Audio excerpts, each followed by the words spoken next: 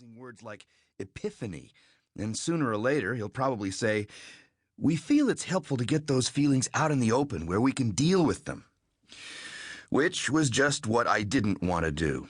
Dodging an occasional bullet is an inconvenience I can live with, but spilling my guts in public is not. I'm not a big hugger, and I got more than my share of counseling while I was growing up as a ward of the state of Minnesota.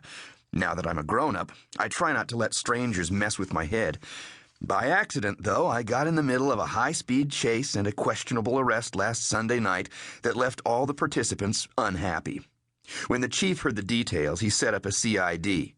Lulu's task, as his secretary, was to make sure I got word of the time and place.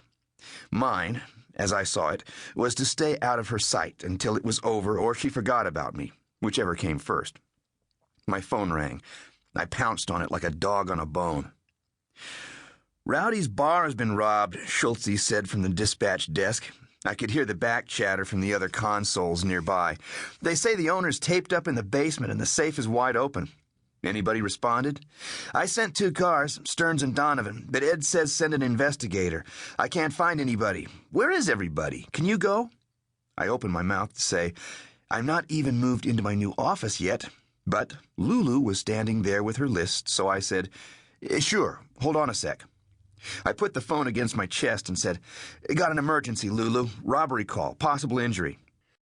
"Fine, but I notified you about your CID, so now you know," Lulu said. "7:30 tonight in the small meeting room. Go or don't go, no skin off my nose." She stomped out noisily on her tortured heels. To the phone, I said, "You send an ambulance?" "They don't think they need one. You decide. You want the address? 14... I know it. My second year in college, I dealt hamburgers off the arm at Rowdy's bar.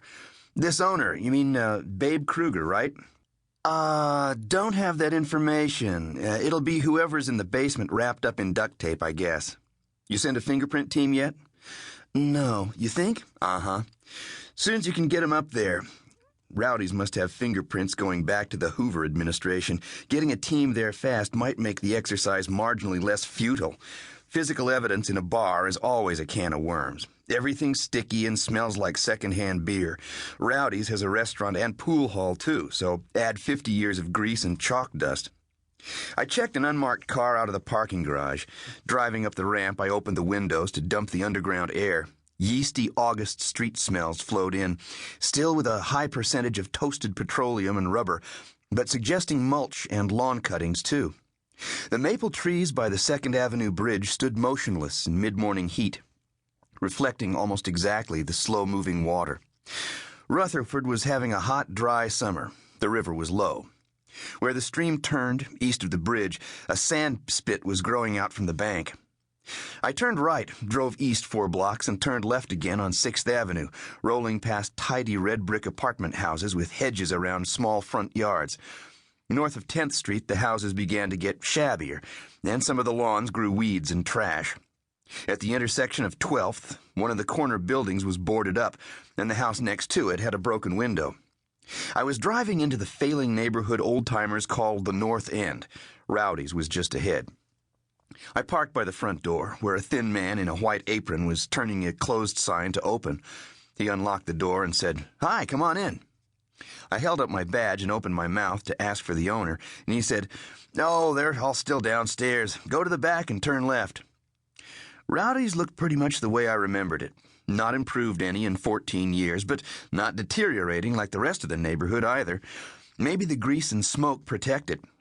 A massive old mahogany bar faced a few tables in front, with a lunch counter and booths behind. A long room full of pool tables adjoined through an open arch. Stairs at the back went down a short flight to the restrooms and then doubled back into the basement storage area. I remembered the dim, bare light bulbs, the woven wire enclosures full of booze and canned goods. The cramped office behind the stairs smelled of smoke and roach spray, money and sweat. Babe Kruger was in her office chair. Duct tape bound her arms to the chair arms. Her legs were wrapped in tape to the thighs and then taped as a unit to one leg of the desk.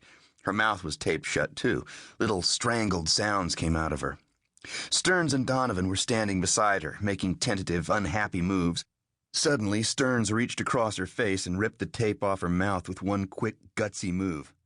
"Ah," she said, sucking air.